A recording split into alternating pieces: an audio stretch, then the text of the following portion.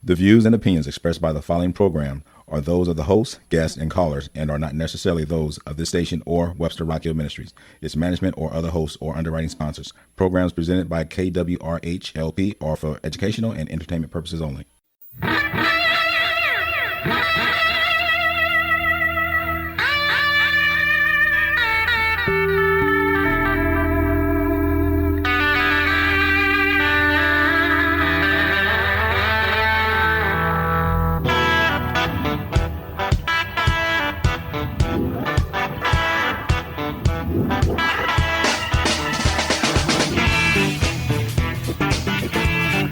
Hey, Webster Grows.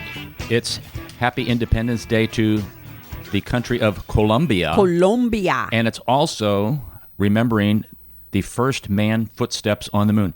Oh, my God. You are so right. I remember that. It's one small step for man, one giant leap for mankind. And there's a little controversy whether Neil Armstrong was actually saying that's one small step for a man and one giant leap for mankind.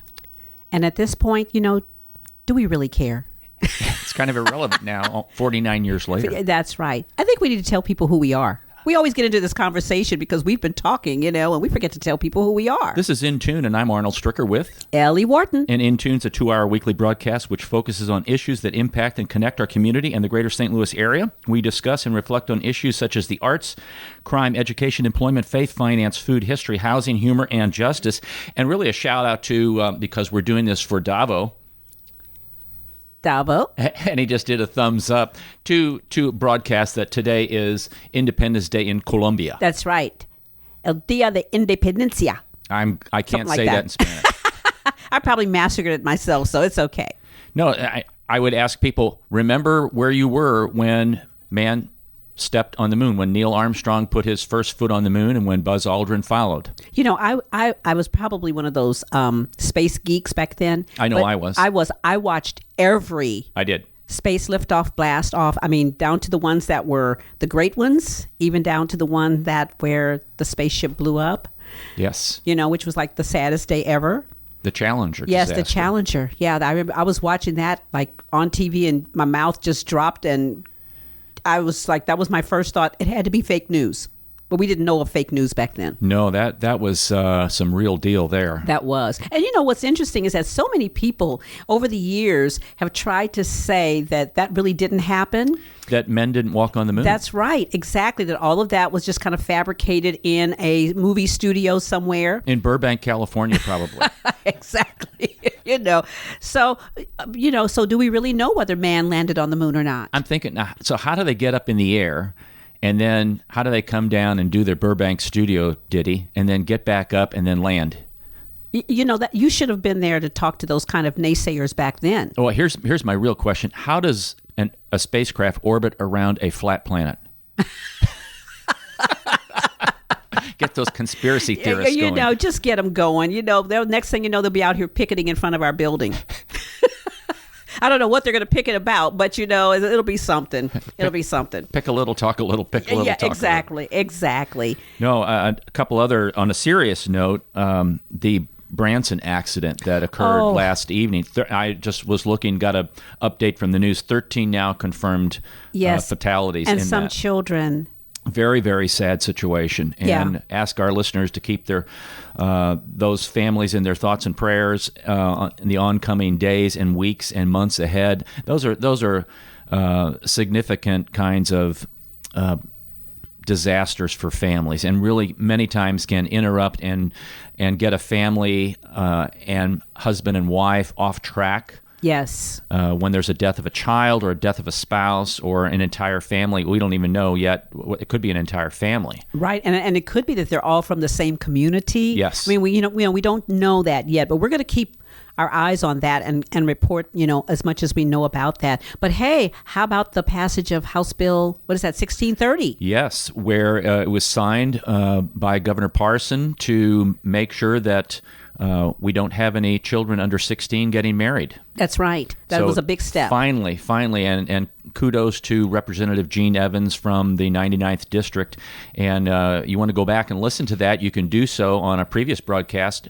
If you go to my hard drive's spinning right now.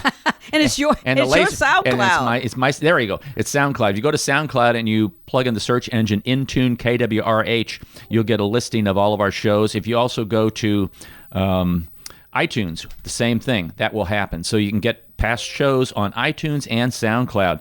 So today we've got Well, another big thing, though, don't forget, we're celebrating the 40th anniversary of the Webster Kirkwood Times. not the 40th, but the What?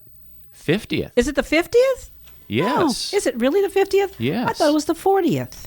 It's like the golden. Oh, okay. Well, you know, I it just think shows you that- they've been. No, it says 4 decades. Oh. Okay, Mr. Past Teacher.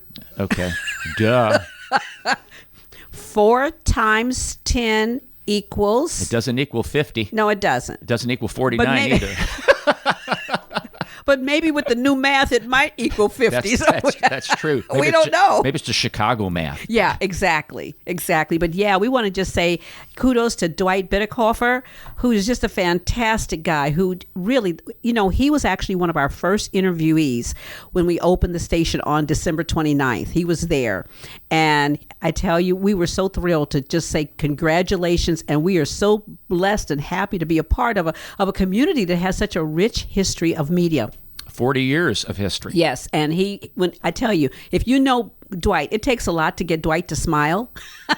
But Dwight was ear to ear, I tell you, when we were talking about, you know, what really turns him on. And he said the first day that he saw that first paper come off the press. Right. You know, that was like for us, you know, the first day that we turned the live. switch and said, hey, folks, we're on the air. You know, I can recall that. So imagine 40 years ago, he was going through the exact same thing. And then we also want to just say a shout out to 2 employees from Webster, the city of Webster, who are honored for their service. Police Officer Todd Smith and Superintendent Dave Garth, retiring after long careers with the city. I mean, I think that Officer Smith, more than 21 years Wow. of working for the city, and Facility Superintendent Dave Garth, more than 33 years. That is amazing. And again, it's because of people like that Webster is such a wonderful community. Longevity in jobs is very, very important, and kudos to those folks. And I know, you know, and me being a big garden person, I just want to just shout out to Amy and Jerry Mayo and their 9-year-old daughter, Macy. They live over on Crofton. They were awarded Webster's Garden of the Month. And I want the Mayos to know I am incredibly jealous of them. Because you thought you should win? Yeah. Well, you know how that goes. Maybe next time. Maybe next time. But they have a fabulous, fabulous garden. You know, gardens take a lot of work. They do. You know, and You they have to just stay have a on 'em. beautiful house over there on Crofton, and they're listed in the paper. So I'm not like giving away their address when it shouldn't be. So also they have a stream of people coming out. Yeah, what was that? Look at that. Look at that. Look at that. Looky here. You know, today we have an interesting show, and probably the remainder, not all of the remainder of this first hour, we're going to be giving some prep for the second hour, because in the second hour we have Dr. Terry Jones, who will be on with us. He's the author of Fragmented by Design, Why St. Louis Has So Many Governments. And we're going to talk about the Great Divorce, the possible merger, all those kinds of interesting things, bringing the city and the county back together, bringing the county and the city back together, the pros, the cons, the angst, the jubilation, you know, all the little idiosyncrasies that go along with that. I thought his book was extremely insightful. And honestly, when I was writing him and then talked to him on the phone several weeks ago, I said, every person who lives in the St. Louis metropolitan area ought to read your book, because Wow. it gives important history on why we are in the way we situation are. the way we are. That's right. I mean, because there really was, you were right when you said it was a divorce. It was. Because years ago, and I think a lot of those things that go along with divorces, you know, the harsh feelings, the inability to reconcile over minor issues, I think still exist. And so this is going to be an interesting fight. And it is going to be a fight. It is going to be a fight, and he has an interesting perspective to bring to the table, and I think that he's talked about for a long time. He has data that backs up much of his opinion, and some people say, oh, you know, statistics, you're interpreting those wrong. He's professor emeritus at UMSL. We'll introduce him in the second hour. But a couple of things, just wanted to lay out for folks because they may not know. And so we may have a little duplicate from him, and that's okay because it just reinforces some of the things. Kind of like, I couldn't read the headline that actually was 40 years rather than 50 years for the Times. Yeah, that 4-decade thing, I'm sure threw you right off, didn't it? It threw me completely off. So I want to give some people, our listeners, some background on this because they may know a little bit, but sometimes a little bit of knowledge is more dangerous than a lot of knowledge. And anyway, I just found this statistic very interesting that as of March of this year, the population estimate of the city of St. Louis was about 308,000, but the greater St. Louis metropolitan area, nearly 3 million. So, and that amounts to being the 19th largest city in the United States. And you're going to hear later on, and I might mention here, I think that we were at one time the third largest city in the United States at one time. Well, when I was selling advertising for stations, Channel 4 and some other stations, we were at the time the 20th largest market. And that 20 mark was very important because there were advertisers who they only wanted to really reach the top 20 markets. That's where they put the majority of their money. Absolutely. And so, St. Louis was right there, being able to get a lot of that advertising dollar. But, that's interesting. I never realized that we had been the third largest. I mean, so what you're saying is that we were Los Angeles at one point. We were the Houston. We were a big deal. We were... yeah. We didn't have any sports teams, but we were a big deal. Right. We were Mighty Ducks. We didn't have LeBron. Well, we have had excellent sports teams in this town. Yes. And, I don't know why we have, and because the people in St. Louis are true, they put the fanatic, in the word fan. I think St. Louis people are just crazy sports people. I think as long as sports owners and sports teams try to put a winning team on the field, the fans will support them. Yes. Even if the Rams had gone 0 and whatever, if the fans felt that they were really trying to make it work, people would have showed up at the Dome. Oh, yeah. And that's why the Cardinals, my mom watches every game, and she's always comparing the crowds in other cities My to wife the was saying the crowds same in thing. St. Louis. And she said we could be like at the bottom of the barrel, and the stadium would still be full. Right. And you go in other cities, and they could be like number one and have 15,000 people in the stands. Even during the day when school's in session. What is that saying? A lot of teachers playing hooky. Or students. Or business Or people. business people, that's right. I remember they used to have the businessman and businesswoman special. Oh, that's right. I do remember that. Kind of like a lunchtime deal. You go out Yes, to the ball game. I've gone to that. Of course, that's when games were like an hour and 45 minutes long. An hour and maybe 35 minutes long when Bob Gibson was pitching. That's right. Exactly. Yeah, I used to take some clients to those, as a matter of fact. They were fun. They were fun. They were fun. Nice little break from, the work day. Right, and you go back and relax and finish up some work. And No, we just spent the rest of the day talking about the game. Eating hot dogs. Let's be real, okay? Eating pretzels. No, so let's talk a little bit about St. Louis and where we've come from. And, it is a debate. And it's how should we best structure our governmental institutions? And are we pitting regionalism against localism? And those are some of the kind of things. Some people are very visionary in what they see, that if the city and the county got back together, what that would do regionally. And some people are like, no, I don't really want to do that. And I don't want to tip the hand for Dr. Jones, but he believes in some kind of incremental regional governance. And so let's talk a little bit. Let's lay some groundwork. And the reason he says that is because St. Louis has always been more effective achieving productive regionalism through an incremental approach that simultaneously respects and retains significant localism. That's going to be an interesting argument to really dissect, because I know when I have had the mayor of Rock Hill on, Ed Mahan, I've had the mayor of Shrewsbury when she was the mayor, Felicity Buckley, and then the mayor of Webster, Jerry Welch. And none of those mayors are for the city-county merger. And they have spoken out against it. And again, they're looking at the neighborhoods and the identity of each neighborhood. And I mean, just in this area, when you know when you're in Rock Hill versus in Webster, when you're in Shrewsbury versus in Webster, and that's just three communities that are really all in the 63119 zip code. They all share the same school district, but they are very, very different in their look, in their appeal, in their business development, their main street.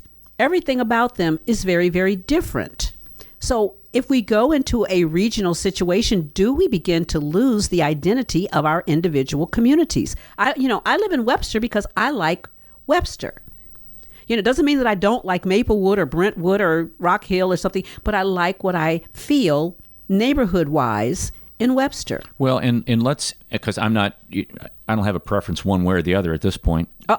We're just talking about. You better this. wear some orange and black later on to make up for that statement. I haven't. No, I was talking about the city-county thing. Oh, okay. No, I do have a preference because I live in Webster Groves. Okay. Well, we just wanted to know because if Sean walked in here and heard you say something like that, you'd be out of here. I haven't been able to do math today, so or read a headline. So and I was mentioning this to someone else, is that if we consider our municipalities, like you mentioned, Webster Groves, Glendale, Rock Hill, Shrewsbury, Warson Woods, many others, U City, Ladue, you can go on ad nauseum to the 87 now, That's right. I think that are left. And you compare that to the neighborhoods in St. Louis City, like Soulard or Tower Grove or The Gate or Old North St. Louis or The Grove. Right, all those. The difference between those, because you get a different vibe and feel there too. Oh, sure, absolutely. But the difference is they don't have little governments. Right. They don't have necessarily school districts. They don't have fire departments or police. That's all handled in one entity. That's right, exactly. But if you kind of think about it in that manner, it makes a little sense. And I'm gonna ask Chris to chime in a little bit on this because he's from New York, where they have those boroughs, and each one of them have a very distinct feel about them. But Chris, are they like all governed? Are they governed by the same person? There is borough government and there's county government, but they all are part of New York City. So the mayor of New York City is the mayor, the top dog of all of those boroughs, so all the 5 boroughs. Okay, have they ever had that argument because the boroughs are so very different? I used to know a lot more about, I've just lost, it's been a long time since I've done a deep dive on this, but, New York City used to be just Manhattan. And all of the little communities in Queens used to be separate communities, Forest Hills, Long Island City, Rego Park, all those places used to be, Astoria, they used to be their own villages, sort of similar to what you see in the patchwork in St. Louis County. And right around the turn of the last century, all of the boroughs were created, and Greater New York was created. So it all became one city at that point, and that's all 5 of the boroughs are part of the city. But still, most people still think of New York City as just Manhattan. Right. I did, and then when I went the first time, I actually went to New York City and realized, like I had relatives in Brooklyn. I went over to the Bronx. I've been over to Long Island. Each one of them, those communities is very, very different. And I can only imagine what that must be like to have to campaign with that massive number of people and diversity of residents. And that borough approach is one that somebody had suggested in putting a merger with the city and county years and years ago. I think Really? I counted up that there have been 7 approaches to reunify the city and the county since the mid-20s. Wow. 7 attempts. Okay. And none of them have taken place. None of them have taken place. So here's a little background before we go to break here in about 5 minutes. 1870 census, it ranked St. Louis 4th among America's cities, not 3rd. Okay. 4th. Not 3rd. Okay. And elected officials and city backers didn't really have complete control of the city's power.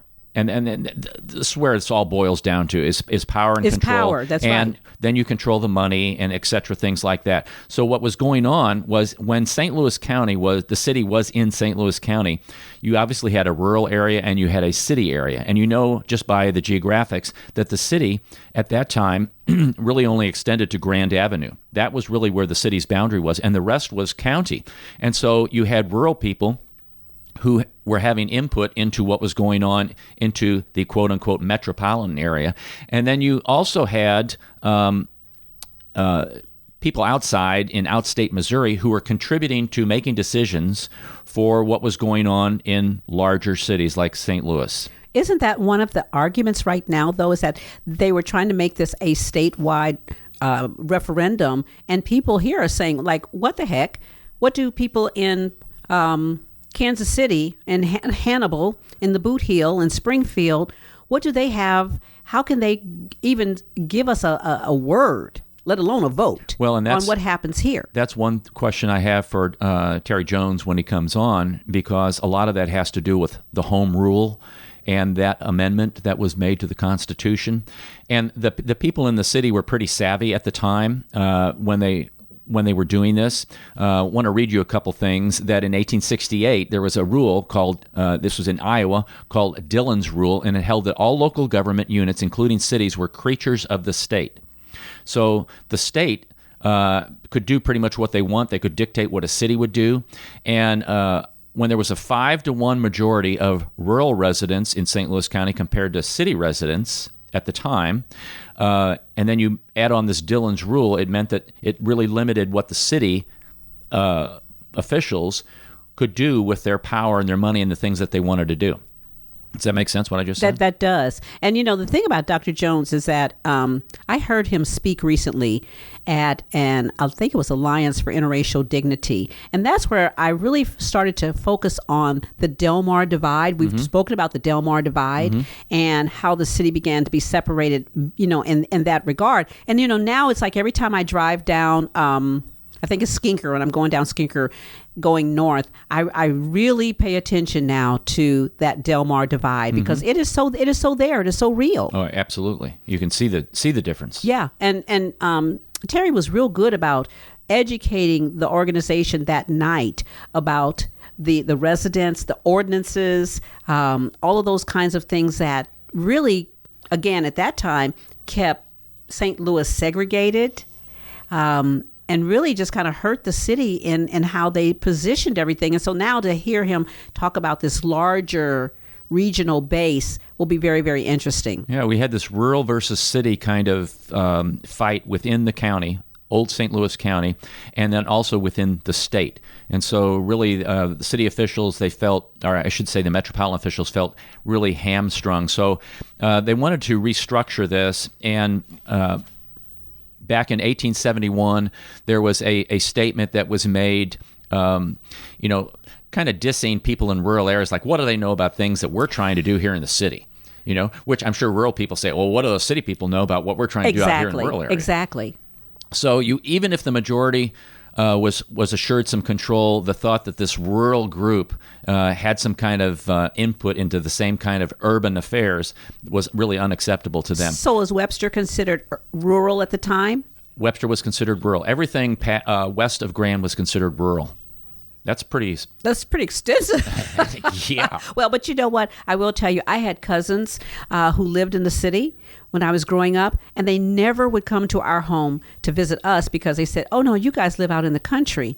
And they wouldn't come because they thought it was too far. And now what's so interesting is that those same relatives, now that they've grown up, live out in Lake St. Louis. Talk about going too far. Yeah. I mean, so it's interesting, the perception of rural and how that has changed within this region. Yeah, it really has. And so after the break, we're going to get into the Constitutional Convention of 1875, which I thought was like, this was news to me. I never heard about this thing. But this is the beginning of the Great Divorce, and was held at the Constitutional Convention of 1875. Oh, my goodness. I didn't realize that there was that kind of history involved in all of this. Yeah, this is that's why I say people need to read this book. It really gives a great background on where we are and why we are. This is Arnold Stricker of Intune. You're listening to KWRH LP 92.9 FM, your community radio station in Webster Groves, Missouri.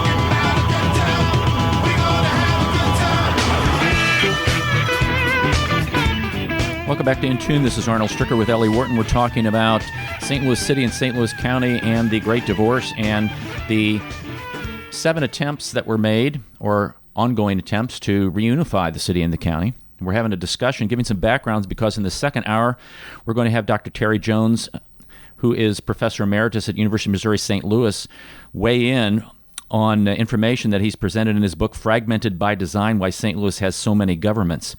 So where we left off before the break, Ellie, we were going to talk about the Constitutional Convention of 1875, but I wanted to give a little more background on why the city and the rural residents in St. Louis County were so upset, because you remember back, the boundary stopped at Grand. Right. And so everything west of Grand was rural.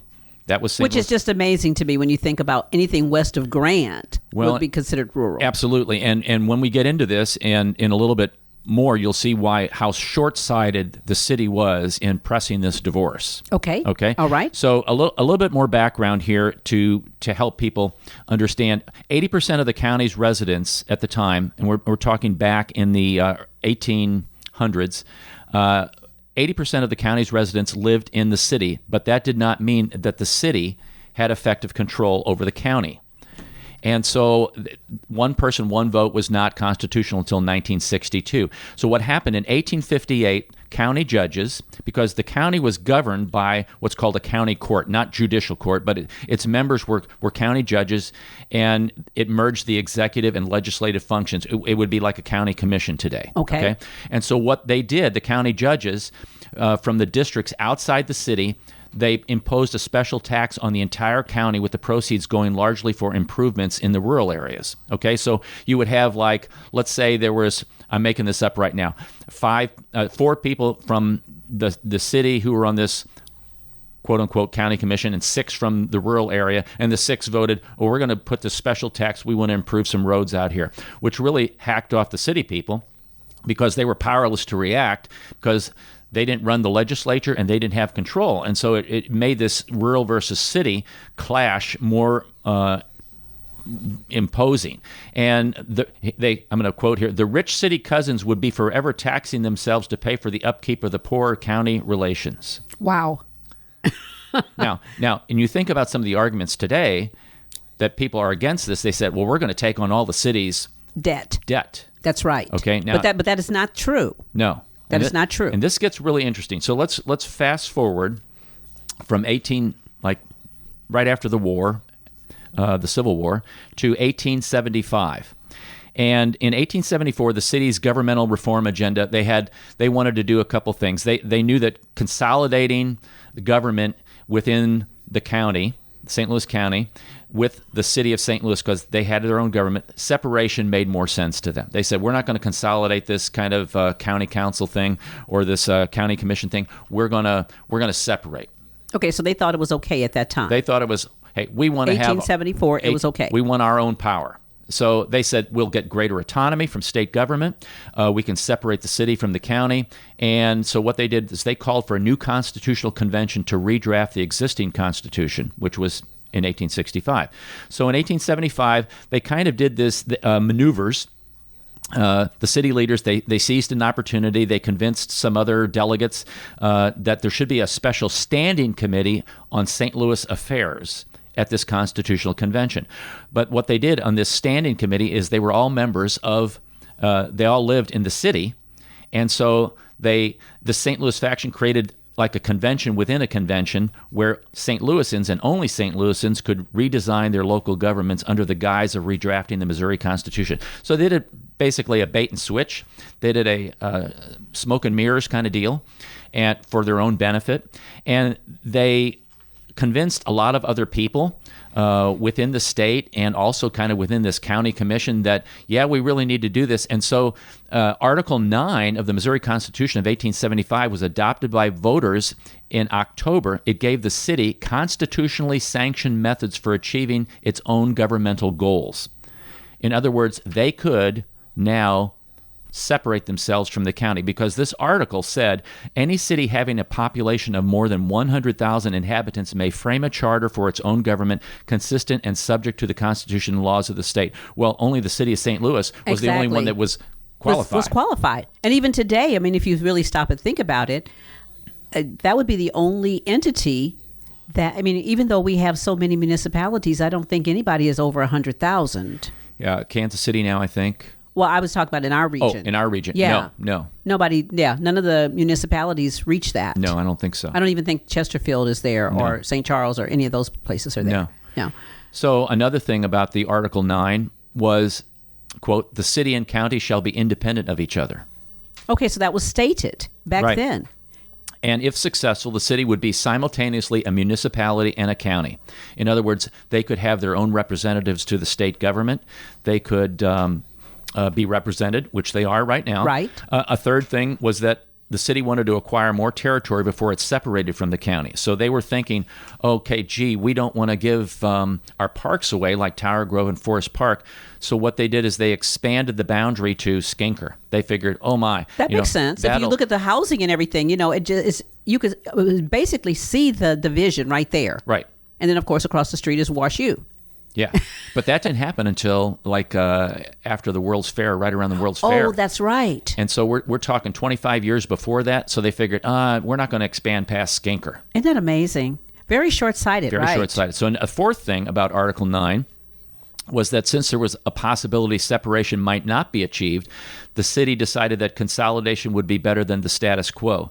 So they had part of another section in the article was that in all counties having a city therein containing over 100,000 inhabitants, the city and county government thereof may be consolidated in such a manner as may be provided by law. So if they couldn't break away and have a divorce, they would consolidate by law, by the Constitution. And then a fifth thing was that home rule charter separated the city and the county, allowed them to do this very, very swiftly. They got a board of freeholders together, and what they all decided was, this is how it's going to happen, county.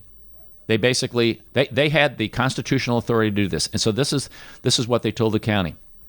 They got a couple supporters from the county delegates, but they said the city would assume all fiscal responsibility for parks and, even more consequential for the county, take over all of its debt in exchange for county buildings and property. So here's something of interest. The old courthouse, what we call the old courthouse, right. That was the courthouse building for St. Louis County. Oh. I didn't know that. I didn't know that either. So that was a county building. So the city, it was in the city. So all of those buildings like that were county buildings, the city wanted those. And so to get back those buildings, the city said, well, county, we will assume all of your debt if you give us these buildings. Okay, so the city took on the county's debt. And today the worry, of course, is that the county would end up taking on the city's debt. Right. Which I will say again is not true. But that's interesting. And that debt back then was $7 million, which was a lot of money. Wow. How did we get in debt? That there weren't that many people back then. What were they doing? I have no clue. They were building roads. I think that's what they were doing. So they also, part of their charter that they put together was having a 28-member House of Delegates. 28 members, that sound familiar? 28 yes. wards. Wards, that's right. 28 folks in the city. And then the mayor's term was doubled from 2 years to 4 years, but they wanted separately elected executive departments. Okay, so that's where we start to see the executive, like the auditor, auditors, and those kind of people. Controller, and they were not under the control of the mayor. They were under direct control of taxpayers. They were voted on by the taxpayers. You mean they were actually people that had to go back and be accountable to the voter? Because they were elected by the voter. That's right. So they weren't under the responsibility of the mayor. They weren't appointed. Right. They weren't the cronies. The mayor couldn't say, well, I think you need to do that. They'd go, no, I'm doing this I'm doing this because you don't have any authority over me. Wow. So you see some of the issues today. Yeah. Boy, that could become a real, what is the word, bailiwick? I mean, especially when you have the county auditor and all these other people that don't care for, didn't support the mayor-elect. You'd end up with a stalemate situation. Nothing would get done. Absolutely. So these key county functions, such as recorder of deeds, are not supervised by the city's chief elected official, the mayor, but instead are autonomous. They use this instead of using city-county separation as an opportunity to merge these functions within municipal government. The freeholders decided to keep them independent from the city and allow them to have their own electoral base. And you know as well as I do that has even nowadays and recently as when there was some work that was going to be done on the Savas Center, which I can't remember the name of it now, the Enterprise Center, that money was being withheld from the comptroller, I believe, in the city because they didn't think it was legal for the city to go ahead and spend money on things like that. And so there's even this fight within the city so that, they can't even get along. So modern city of St. Louis mayors have decried their lack of charter authority over two fundamental services, police and education. Well, we know education is a function of the state, and we know that the police department was under the governance of the state from the Civil War time until just recently when the city of St. Louis got that back. Just recently? Just recently. Really? Within the last year. Wow. Yes. No, that recently. Yes. I think it was the last year. That's amazing. Yeah. It's so interesting when you really dig into the history of this region. There is so much to learn. And again, once you learn it, though, it gives you an idea of why things are the way they are today. There's a great exhibition going on right now at the Historical Museum, and it's about old St. Louis and the region area. And it's amazing when you go down there how they have captured so much of what was going on, the old look. I think they used St. Anne as one of the exhibiting cities that they were showing at the time. Interesting. They're showing aerials, and you could see where very little existed, right. Out this way, especially when you start to look at St. Anne and some of the further out communities. But very interesting exhibition. I think people should go and see it. It's up on the second floor of the History Museum. It's a free exhibition, but you'll give yourself a good hour and a half to go through just that one exhibition. That sounds very interesting because I know this is a topic that has kind of circulated for many, many years. Obviously, even from the 1920s, which was the first time to put the city and the county back together. I think what happened is both realized, maybe this was a mistake.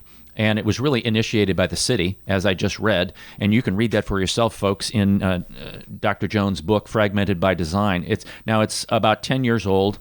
But it's still very, very relevant with the historical aspect of it. But when the World's Fair came to Forest Park and then Wash U built, I think they thought, Skinker's our boundary. Maybe we should have gone farther out west, because then University City started to develop. Mr. Lewis was developing all that area there, and that land became very, very valuable. Matter of fact, Webster Groves and Kirkwood were areas where summer homes for people who lived in the city that came out to the summer. And you could see the barrier when you start to look at U City. Then you go a little bit further south. Then you've got Richmond Heights.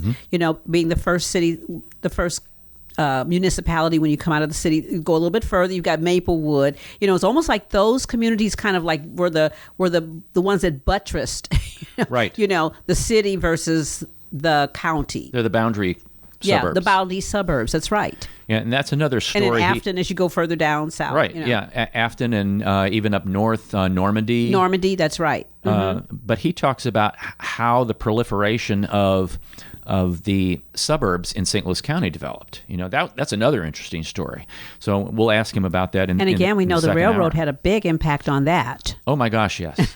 And we've got a friend here in the studio with us, sitting and kind of like chilling with us. Nathan Crump, who actually works for the railroad. I've never met anyone. I've been working for the railroad all the livelong day. I was just going to say, Nathan's going to say, I've been working for the railroad all the livelong day. I'm but sure he hears that joke all the time. I know. And he came in today to just kind of chill with us. And so it's interesting, again, when we talk about how the railroad and the impact of the railroad had, especially here in Webster and Kirkwood. Yes. On the development of these cities. And the railroad played a huge part in why Chicago became a greater metropolitan area than St. Louis. Oh, really? Because St. Louis depended upon the steamboats. Right, exactly. And Chicago became a hub for the rail transportation and what it was doing. So this regionalism versus localism,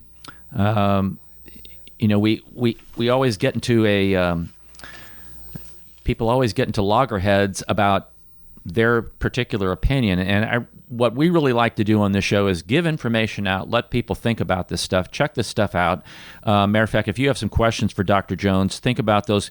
Text in at 314-736-4510, or if you want to weigh in what we're talking about right now, 736-4510. But I want to read a couple other things. that many do not appreciate St. Louis area's civic approach has become more substantially regional over the last 60 years. They mistakenly interpret the area's governmental multiplicity and its several votes against large-scale governmental consolidation to mean St. Louisans reject regional-wide collective action. There really is one regional action, though, I think that we have, and many people may not even think about it. And that is our park. That is Forest Park. Mm-hmm. And everything that's in Forest Park, that's why everything is free. From what I understand, please correct me, but it's free because of that tax that we all pay. Right. So that is a consolidation. That is a cooperation of efforts, city, county, working together to provide something that is a very big attraction for our area.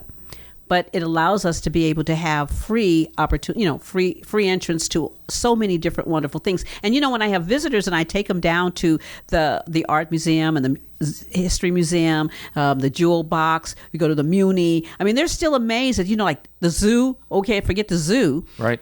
They're amazed that these places are free. Well, and that's one thing Dr. Jones talks about, that these incremental steps we already have seen.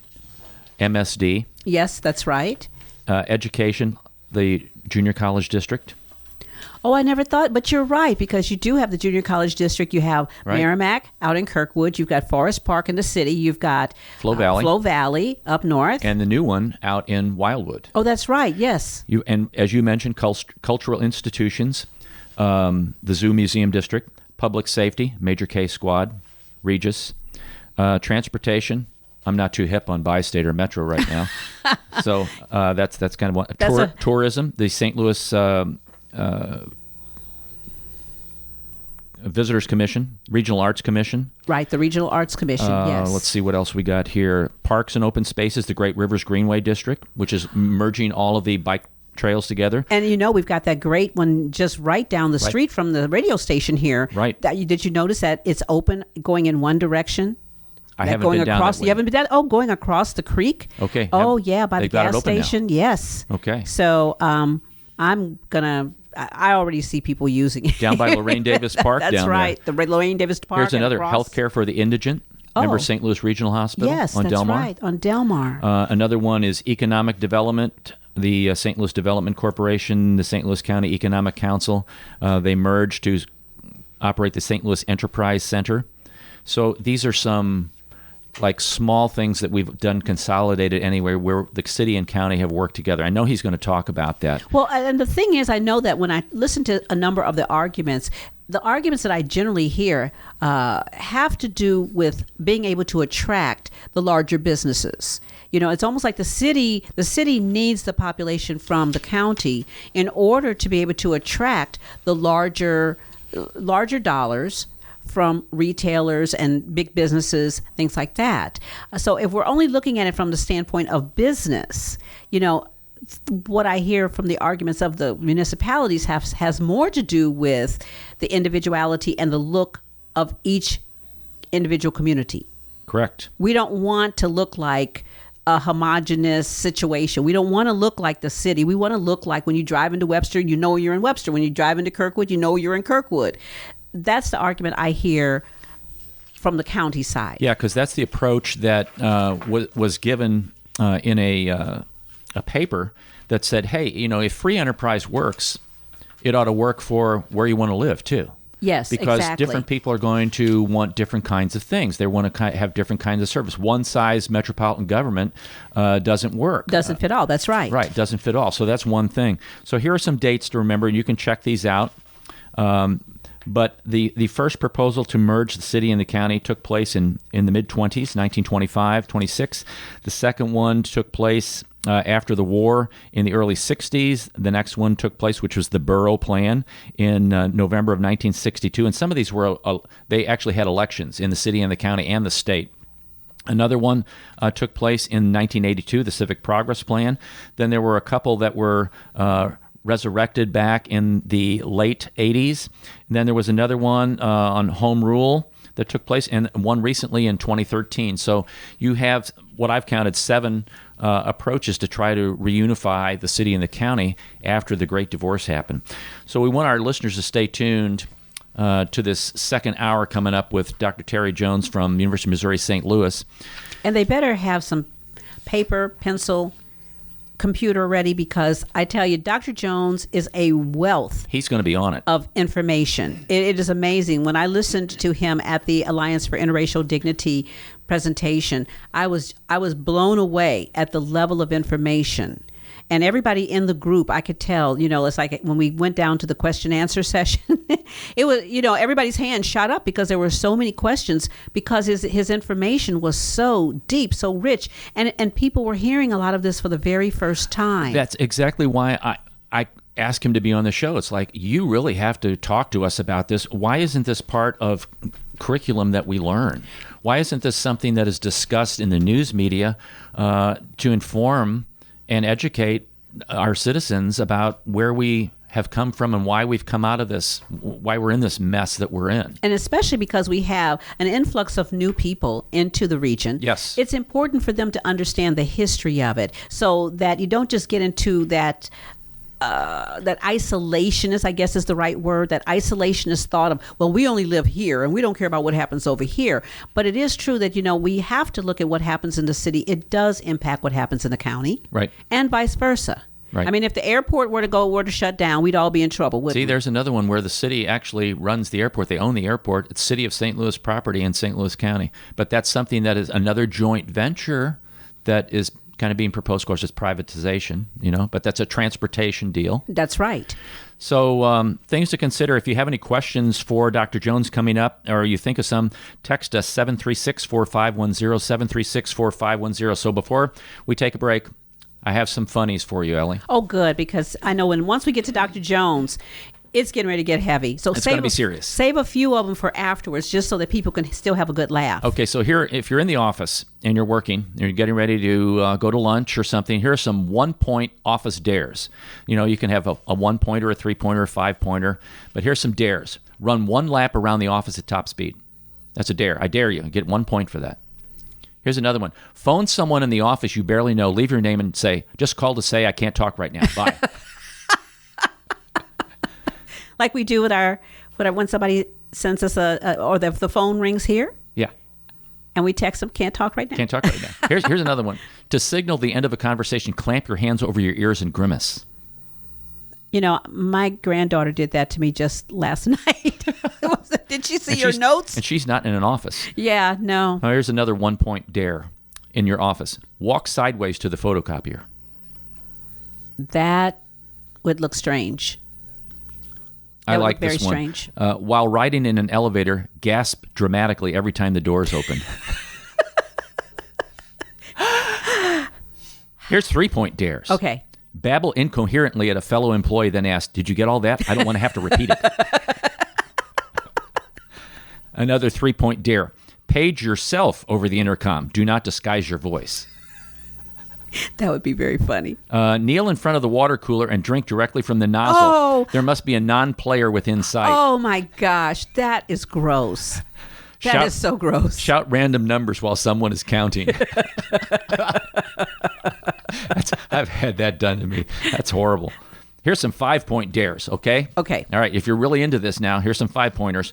Walk into a very busy person's office, and while they watch you with growing irritation, turn the light switch on 10 times. I'm going to do that once we get out. When we're off the air, I'm going to go in there and get Chris. For an hour, refer to everyone you speak to as Bob. Okay. Announce to everyone in a meeting that you really have to go to number 2. Okay. Wait, but men do that. You know how I've noticed that in offices? Because the men, when they're headed to the bathroom, they have the paper or a magazine under their arms to, women look at that and we go, okay, we know what they're getting ready to go do. I knew someone that, when I said, well, where are they? Said they're in their second office. That's true. And I always look at the guys. It's like, guys, are you going to be there long enough to really read the newspaper? Yeah, what are you doing What in are you there? doing in there? All right, here's another one. While an office mate is out, move their chair into the elevator. Oh, that one is rude. Here's another one. Let's see. Posing as a maitre d', call a colleague, tell him he's won a lunch for 4 at a local restaurant, and let him go. That would be very funny. Speak with an accent, French, German, Spanish, during a very important conference call. That's a 5-point dare. Or you could just speak Southern. Hey, y'all. We getting ready to get some iced tea up in here. During the course of a meeting, slowly edge your chair towards the door. Not giving anybody any hints there. Arrange toy figures on the table to represent each meeting attendee. Move them according to the movements of their real-life counterparts. Oh, my gosh. That is too fun. And then thump them to knock them down, too. Don't forget that. Oh. Mercy, this is Arnold Stricker of In Tune. You're listening to KWRH LP 92.9 FM, your community radio station in Webster Groves, Missouri.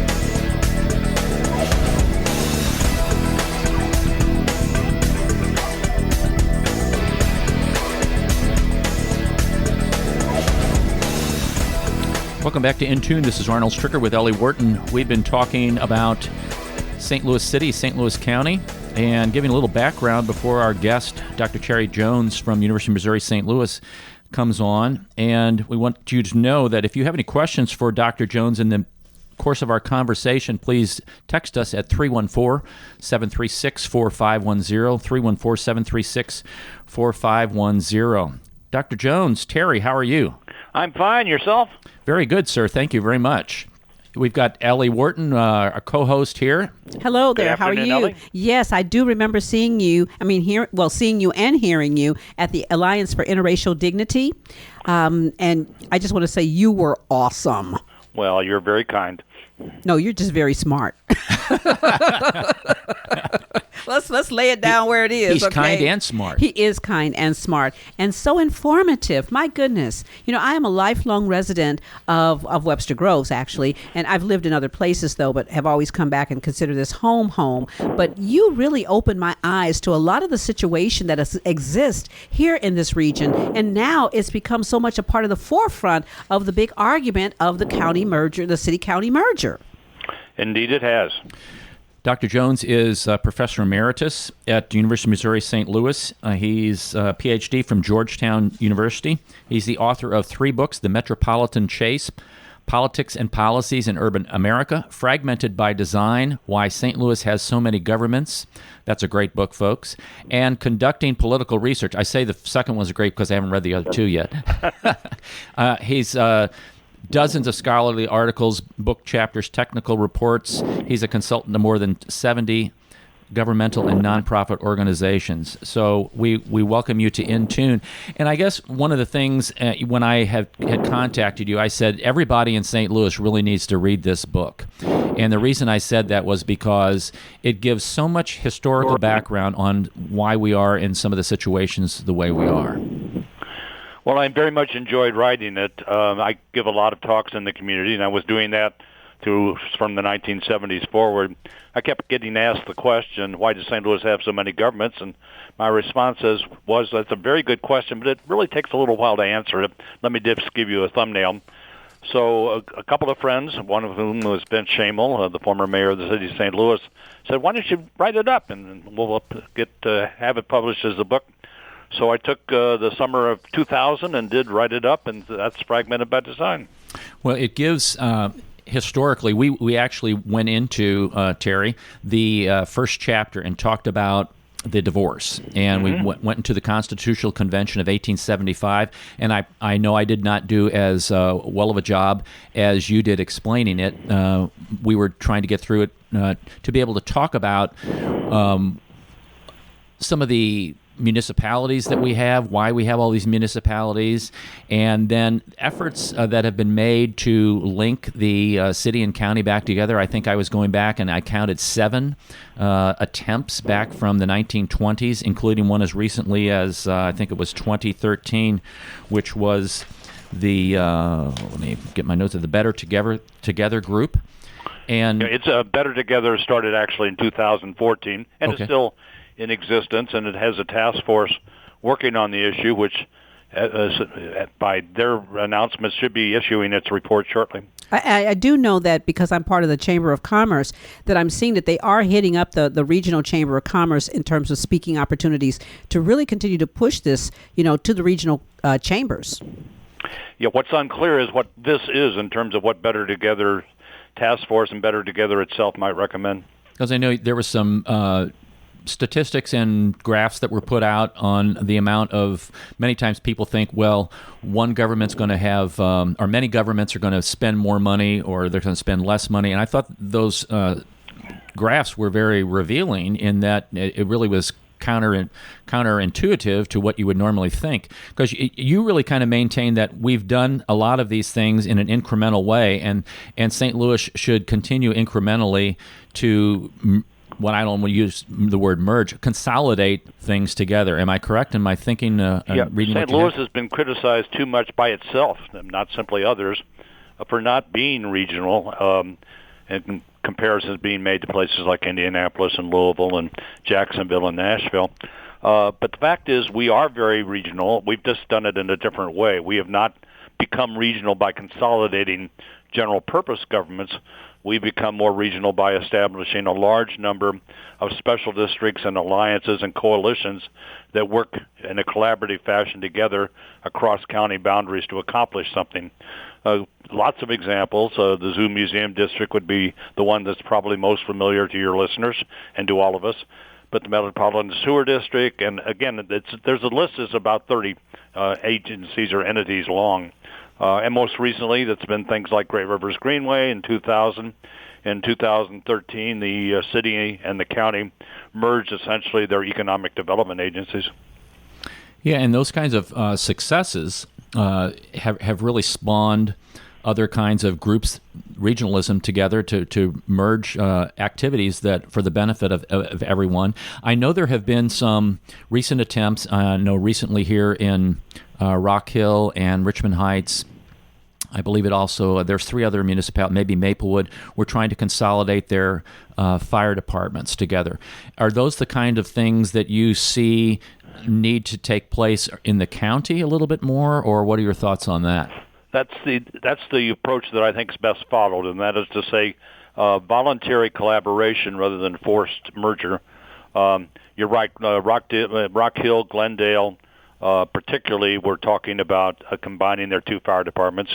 And at the moment, that doesn't seem like it's likely to happen, but it probably will be back on the agenda. But if we look at North County, for example, the North County Cooperative now is providing police services in several North County municipalities, which in turn have closed down their police forces. And we can see, if looking back just a little bit further, that many communities in St. Louis County, municipalities, are contracting out their police services, usually with St. Louis County. Examples would include Fenton and Wildwood. Now, I know I previously said we talked a little bit about the great divorce that took place. Talk a little bit about how we came about with all of these suburbs, the suburban explosion. And I had kind of previously mentioned a little bit on the air about Charles Thibault. Is that the correct pronunciation? Thibault. And how, like, if we really believe that capitalism works, then we should have a choice of where we live and choice of kind of governments, et cetera, like that. Talk a little bit about why we came up with now, what is it, 97 suburbs or 88 or 87? It's 88 at the moment. It's been as high as 97. That peak was reached in the 1950s. If we start the story back at the turn of the century, turn of the 20th century, when people started to move in larger numbers to St. Louis County. St. Louis County's population in the early 20th century was about 100,000 people. By 1950, it was 400,000. By 1970, it was 1 million. There were 2 bursts of suburbanization. The first was it started, though, with 10 or 12 municipalities, including Webster Groves, that go back to the 19th century. They were either very close in, such as Clayton or University City, or they were on railroad lines that enabled commuting from that suburb to the downtown rail suburbs. Kirkwood, Webster Groves, and Ferguson would be the best examples of those. Ferguson on the Wabash line and Webster Groves and Kirkwood on what was then the Missouri Pacific Line. The first burst in the 1930s was motivated primarily by the larger number of people moving to the county, and then the decision about whether or not, particularly with times tough during the Depression, you wanted somebody to annex you because you were unincorporated, or you wanted to go it alone and not have autonomy. A good example of that would be Clayton, which was one of our older suburbs going back to the 19th century, was having problems financially in terms of providing municipal services in the 1930s, and said, boy, there's some really nice estates just west of us. It would be nice if we annexed that, and it would be easy to do under then existing state law. But as that movement started within Clayton, those people who own those estates said, well, we don't want to be clear to Clayton. We'd rather be part of our own municipality. Let's incorporate and let's call ourselves Ladue. Amazing. And it's interesting too, because right here in Webster, where we had North Webster, when I was growing up, we were unincorporated. And then later on, we became incorporated, and we could take, part of community issues, services, things like that. Yeah, there were that gets back to the issue of race also. There were a few pockets, of which North Webster and Meacham Park were examples. Park, that's right. Of African-American communities, or largely African-American communities, that were unincorporated, which presented still another issue. But that was in North County. A lot of the subdivisions, the developers of those subdivisions, wanted to maintain control over the zoning process and wanted to be able to say potential bothers, here's our plans, it's going to be this type of community, and in order to have zoning laws that will make that happen, we need to be a municipality. So we're going to form a little small municipality. We'll call it Bell Ridge or Bell Reeve Acres or Belnor. So that was the creation of the North County municipality suburbs, most of which came into being in the 1930s. And then the other burst, the even larger burst, was in the late 1940s into the mid-1950s, as people we really had an explosion. About roughly 30,000 people were added to the county every year between 1950 and 1970. And again, the choice was, let's form our own municipality rather than stay unincorporated or become part of an existing municipality. Now, where were the people coming from? Were they new, transplants into the city, or just people who used to live rurally that now chose to move closer in? Both, but primarily people moving out from the city of St. Louis to St. Louis County. Okay. And so that this is not seen as it had to happen this way or was a necessity. If we take a more recent example, St. Charles County, which went from 100,000 people in 1970 to over 350,000 people today, it has not had a burst of new municipalities. Instead, what were then small municipalities like St. Peter's or O'Fallon have annexed and annexed and annexed again, and both now have well over 60,000 population. St. Louis County could have, that would be what St. Louis County would have looked like if it had taken that approach. That's interesting. Can you go back, because I not that reading from your book on the city of St. Louis divorce, can you go back and do a little retro and do a quick synopsis of how that city-county divorce happened? Well, the commercial leadership in the city of St. Louis did not like being part of St. Louis County, which it was. Didn't like being part of the state of Missouri, for that matter. And so was looking for a way to get its authority and autonomy as removed as possible from the rural rubes in St. Louis County, and that, for matter, the rural rubes in Jefferson City. And it took advantage of the Constitutional Convention of 1875, the delegates from St. Louis, the city of St. Louis, to say, this is an issue for us. If you just let us be our own committee, we'll take care of it, and we can put it in the Constitution the way we want it. And the rest of the delegates, not all of them, but most of them said, okay, you work it out, and then we'll debate it at the end, and if we like it, we'll ratify it. So that they provided a mechanism in the 1875 Constitution where the city could separate itself from St. Louis County, first of all. And secondly, there was a new concept called home rule. up until then, cities could only do what the state legislature said they could do, and they had to go look at the state constitution, state statutes to see what they were permitted to do.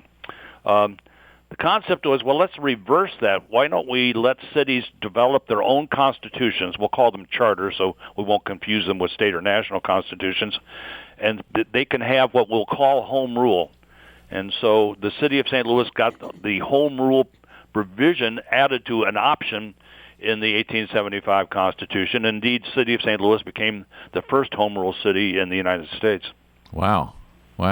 Now, I had this question as I was reading through your book. Why does this city-county thing have to go to the legislature? Why are they involved with statewide voting, like when there were these potential mergers and remarriages back and forth? Was it because of that Dillon's rule, or what's the reason that it has to be a statewide vote versus like the city just votes and the county votes and they decide amongst themselves? It can happen either way. So the rules that the St. Louis delegation put into the 1875 Constitution contain a mechanism that makes it a vote, a concurrent vote, concurrent majorities for the city and the county to vote on it. You can also then, since it's the Constitution, you can also amend the Constitution so that you can provide another way for that to happen. And an amendment to the Constitution under the Missouri Constitution requires a statewide vote. So some of the attempts to merge the city and the county have been through that device, the borough plan, for example, in the early 1960s.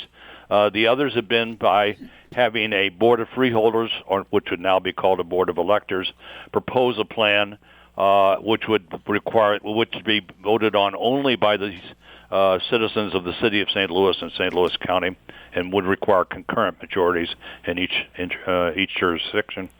Well, I know that is a particular issue that really raises the hackles of the voters in this region. The thought that people from Kansas City, Jefferson City, Springfield, Hannibal, all over would have the right to vote on what happens here in this region. And that has resulted in several, indeed a large number, of municipalities in St. Louis County recently, within the last year or so, passing resolutions expressing their disapproval of having people outside the city and the county participate in that decision. Okay, so actually that whole thing has come about. It's kind of been organic, right? So it wasn't a part of the issue from the very beginning. The county residents, municipalities made it the issue. Is that correct? They have, in terms of their concern. There was some indication, and more than a rumor, but less than something that's documented, that some forces, probably within Better Together, might think there would be a better chance, an improved chance, of having city-county consolidation if the entire state voted on it. Because, according to these speculations, that the public opinion in St. Louis County especially would not be favorable, and that would, if you just had a concurrent majority, there would not be a majority in St. Louis County, so it would not happen. And a couple of leading members of the legislature, primarily President Pro Tem Richards in the Senate, said, I'd be open to that, and that caused then a counter movement by the municipalities in St. Louis County to express their significant amount of disapproval of that, hoping that would create some political pressure that would lead to its not happening, and indeed that seems to have worked. Talk about that in the legislature which was occurring a year plus ago did not happen in this last session. It almost seems like, if you look back on the history of this, that the roles have been reversed, that the city, they were the ones who were strong-arming. They were the ones who didn't really have any need for the county because they felt their power was being controlled. and now they said, well, the county's they're gonna suck all this, we're gonna have all their debt and everything like that, and now everything's reversed, where county is now saying, yeah, well, now the city has all this debt, and we don't know that we want to do this, and it seems like the county's in the position because they have the larger population now again. Is that a sense that you get? That's very astute observation, and very close, and indeed mirrors what has happened. In the late 19th century, the city saw itself as the darling, and the county as the poor cousin and the country cousin. And that was even the case in the 1920s when the city said, well, maybe we made a mistake, fenced ourselves in too much. Why don't we rejoin the county, but on our terms and under our control?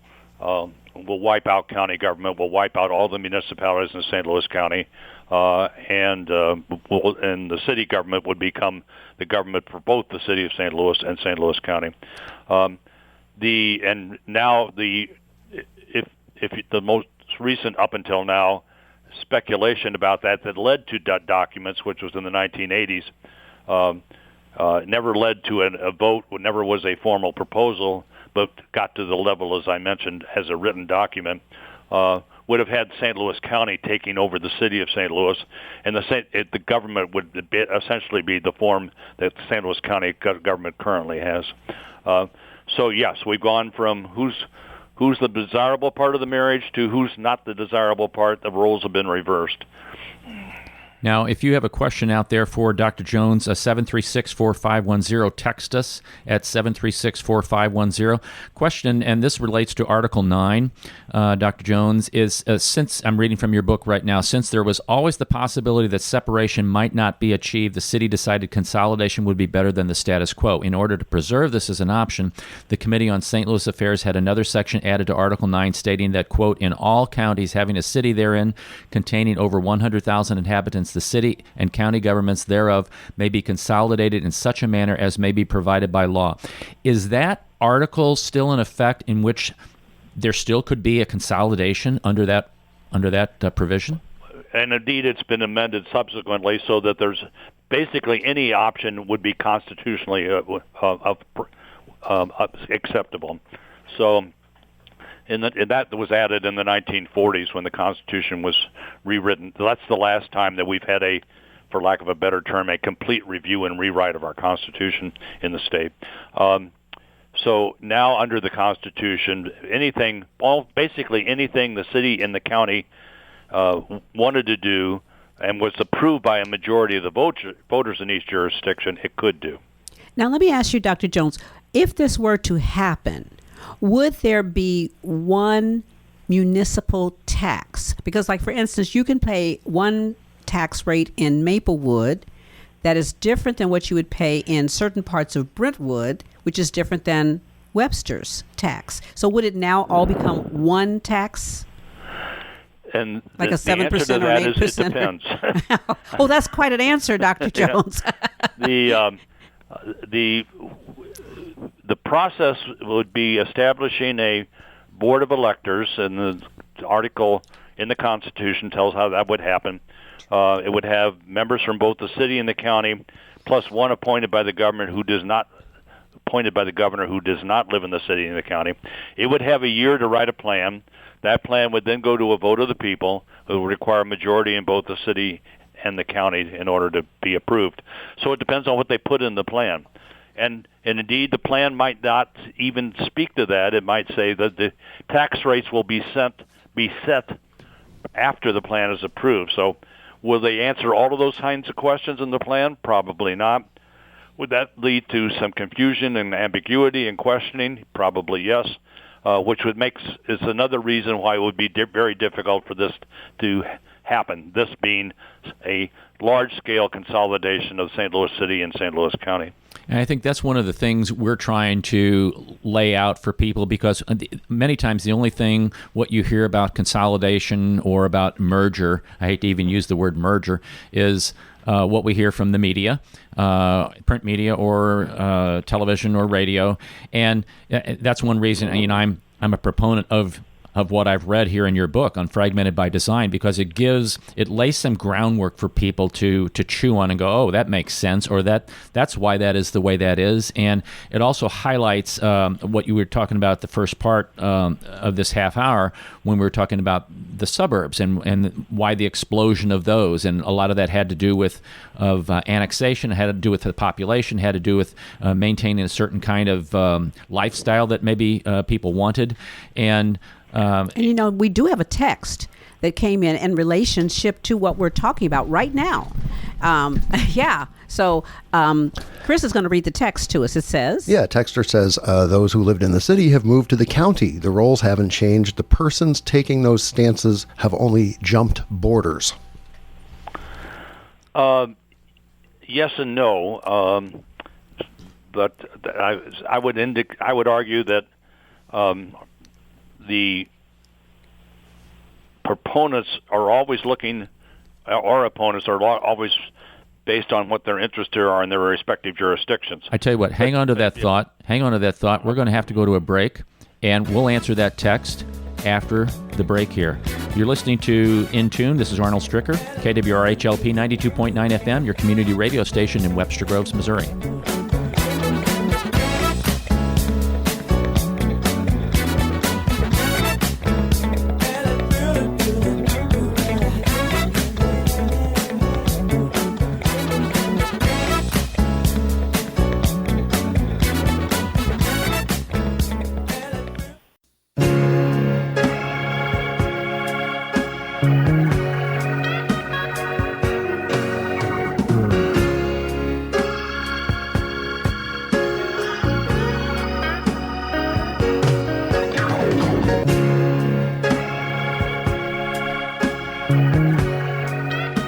Now that's one song the city's probably saying right now. That's right. Take me back.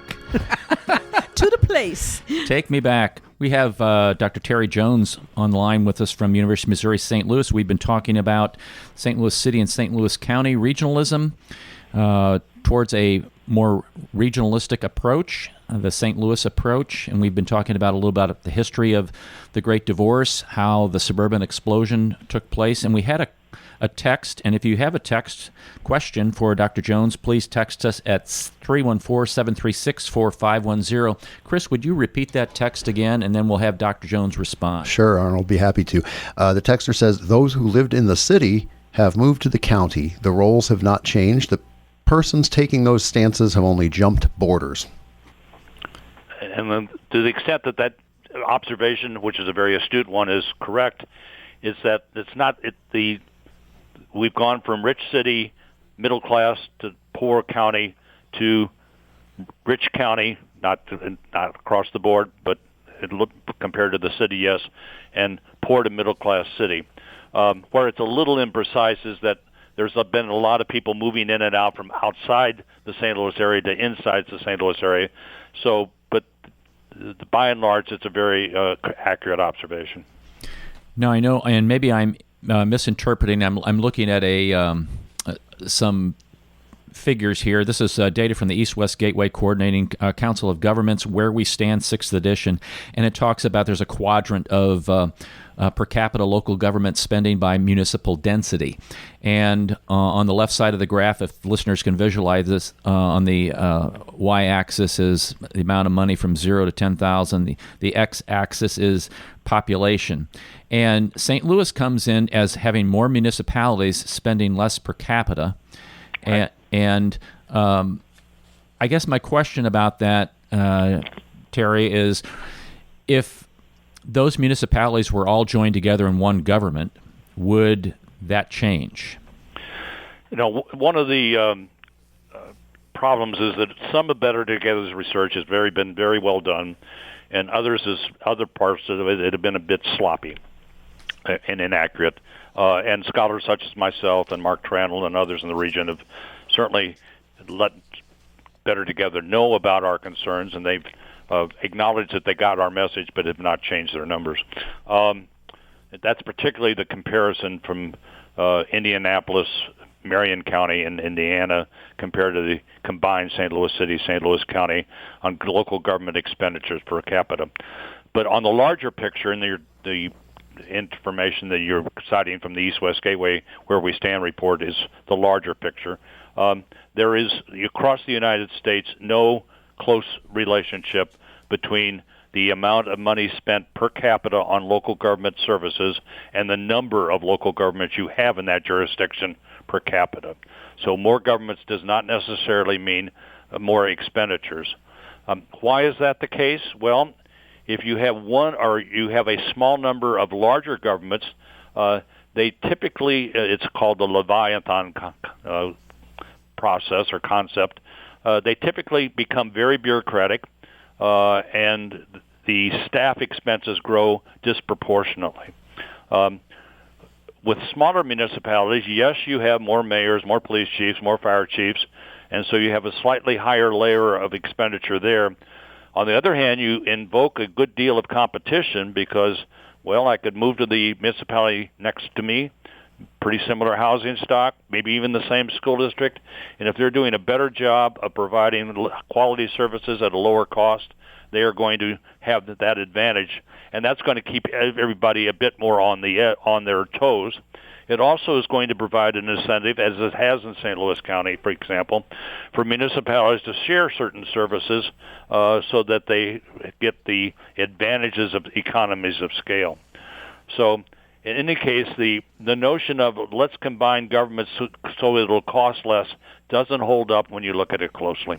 Because one of the interesting things is that you just brought up is relates to if you have a community, and I'll refer to the community that we're in, Webster Groves, doesn't have a large commercial base as compared to like a Brentwood or a Kirkwood, and so thus the tax rate structure is going to be quite a bit different, or like a Chesterfield is going to be a whole lot different. And then you talk about the sales tax pool that money's that's distributed out, and the pros and the cons of that try to balance some of those things out. How does that all come into play with how suburbs try to work with each other, and yet community members like, well, I like that over in Brentwood, maybe I'll move there, but there's other things that they may not like? One of the not so good aspects of having a large number of municipalities combined with a sales tax system where you have the option to keep all the sales taxes or most of the sales taxes, retail sales, collected in your jurisdiction is what are wars, if you will, between or among municipalities for retail. And some retail outlets, understandably, although regrettably, take advantage of that to try to strike the best possible deal.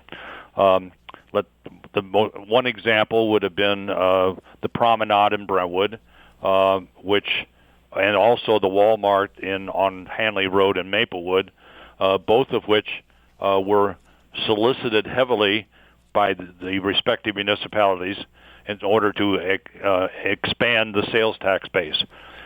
Webster Groves traditionally has rejected that approach. It doesn't want those type of developments. It understands that they would be financially beneficial, but they don't like the ambiance or the lack of ambiance that they would create. If you go back far enough, for example, when the shopping center concept arrived in St. Louis County in the 1960s, the people that were developing Crestwood Mall really wanted it to be in Webster Groves, but Webster Groves said, we don't want it. And Crestwood said, oh, we'll take it. And that's now that for 20, actually more like 30 to 40 years, that was good news for Crestwood. But as the shopping center became more dead malls than alive ones, and outlet malls became then the rage, and now e-commerce, Crestwood ended up only having a few decades of prosperity as a result of that development. Now, we've mentioned briefly how incremental metropolitanism through special districts, like we talked about the sanitary waste, stormwater, solid waste, education, cultural institutions, public safety, transportation, tourism, sports venues, parks, open spaces, healthcare for the indigent, economic development. I know that you really consider that a focal point at which really city and county, and I will also include Jefferson, St. Charles, probably Franklin, Lincoln and the East Side groups over there, St. Clair, Madison, really need to work together to have some kind of more metropolitanism for the area. Where do you see that incremental metropolitanism kind of going to really link us up regionally in what you say in your last chapter, new regionalism? Right. First of all, let me start with why that we do that particularly well. We've done it well. We know how to do it. We do not know how to consolidate in our large scale well. Every time we've tried, we'd fail. So my first point is let's try repeating the things we've done well, the process, because that's going to get us to an appropriate level of regionalism sooner than several failed attempts that take all the oxygen, civic energy out of the room, such as large-scale consolidation. In terms of items that would bear fruitful discussion, first are expanding some of our special districts to include more counties. Some of the ones we've done more recently, like Great Rivers Greenway, do include St. Charles County along with St. Louis County and St. Louis City. But others could really very much benefit from St. Charles County being part of them in particular, now that it's such a major part of our region. The topic areas that would be very ripe for discussion, in addition to expanding our current ones, would be public health. The city, starting with the St. Louis City and St. Louis County, merging their public health efforts. They have some joint programs together already, but going beyond that. Another would be a regional airport authority. St. Louis County owns an airport, Spirit. The city of St. Louis owns an airport, Lambert. Madison County in Illinois owns an airport, Bethalto. The bi-state owns an airport, so-called downtown St. Louis Airport, which is in St. Clair County. Having a combined, and then there's Mid-America Airport that St. Clair County owns, also in Illinois. Having a joint plan to make the maximum advantage of having those airports would be a benefit to the region. Now, I see, I think about Metrolink expansion, talking about transportation a little bit, and knowing that many times, I know St. Charles County has voted down having Metrolink come out there, and people are like, they pull their hair out when they go, well, I don't know if I want that down my neighborhood. And I think, and maybe this is not really a question for you, maybe it's more of a comment by me, that why do people not want that? Is it because of the lack of safety? Is it because they feel unruly people will be coming out and crime now will come out to their neighborhood and people can just get on mass transit and get away? That interpretation has been very much overblown, and it tends to go back to one instance in which St. Charles County did vote against taxing itself to join bi-state and fund possibly the expansion of Metrolink. If you look inside that story, you'll see that the notion then was the line that goes from downtown through the Central West End out by UMSL to the airport would be extended, then go across the Missouri River into St. Charles County. Late in that campaign, St. Louis County, when asked whether or not they would support by dollars expanding the line, because they would have to pay their tab for getting the line from the airport to the Missouri River, where St. Charles County and St. Louis County join, said no, not particularly. And so St. Charles County leadership that was pushing joining bi-state and becoming part of Metrolink also were left holding a bag saying, well, the voters are going to have to tax themselves, but we cannot guarantee that the St. Louis County would go along with extending the line, which means you might be voting for something that would not happen. So that caused the measure, which was by polling, passing to dip about 10 percentage points, so it went from the mid-50s to the mid-40s. But the larger point here is having a more regional public transit system would be another example of incremental regionalism that's very much worth discussing. I think about when Highway 40, Interstate 64, Highway 40, or if you're from South City, Highway 40, that if going down, they tore that all up from basically 270 all the way down into the city. And what a great opportunity it would be to put a nice tunnel underneath there for future mass transit expansion. But we just seem to always kind of either we're a day late and a dollar short with our thinking, or I don't know. Would that be another indication of some kind of consolidation and some regionalism that we're actually working together? But I know that involved the federal government also. Yeah, our governmental structure is not the major reason that we do not have a more expansive public transit system. It's the fact that we are spread out, which is linked to having a lot of governments, but it's not the same thing as it.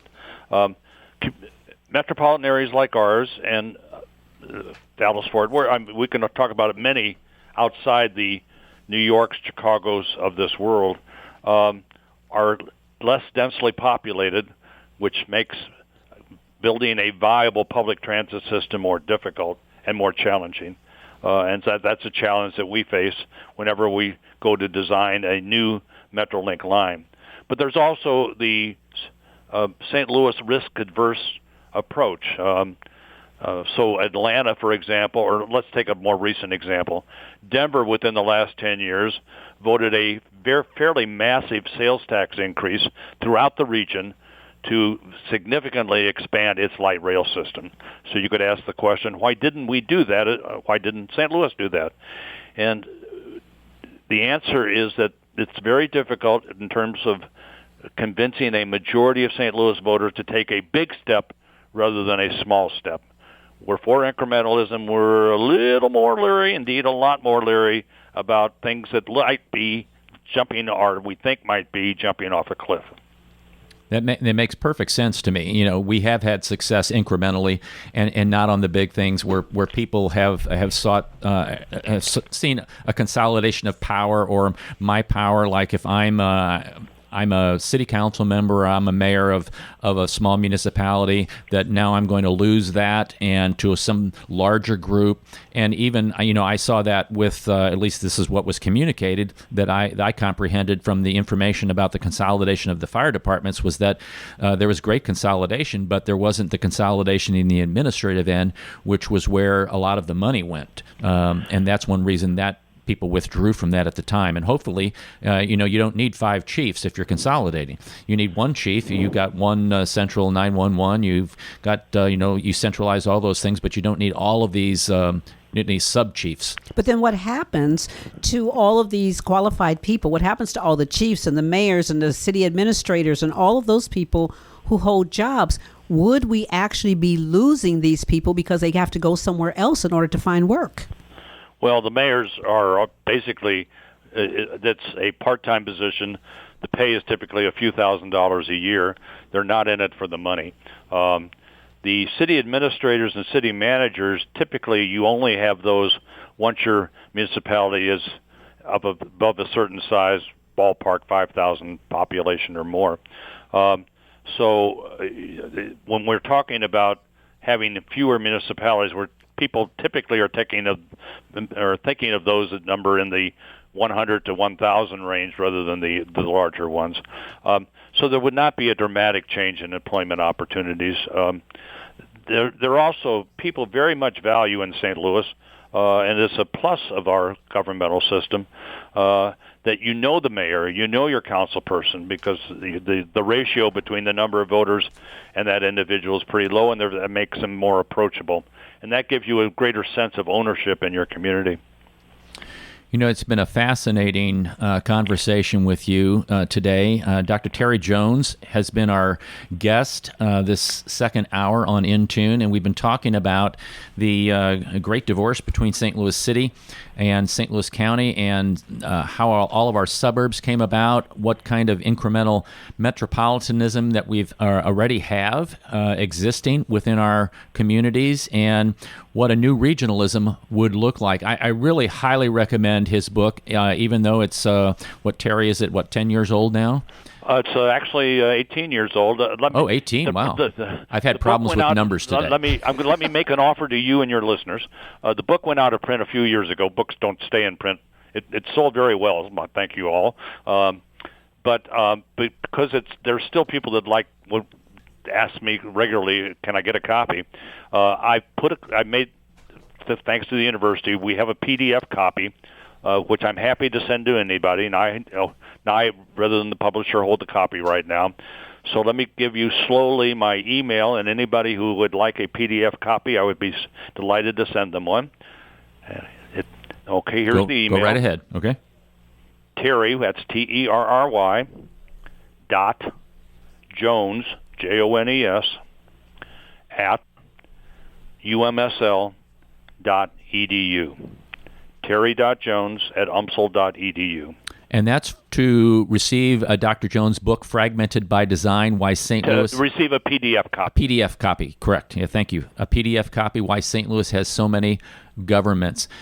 Terry, thanks very, very much. We appreciate it and would love to have you on in the future to, as we revisit this, as we hear more about some quote-unquote consolidation efforts and also on some other areas that you have an expertise in. It would really be helpful to have our listeners get your viewpoint and understanding. I greatly appreciate you coming on today. Well, thanks to you and Ellie for having me on the show. We greatly appreciate it. You take care, sir.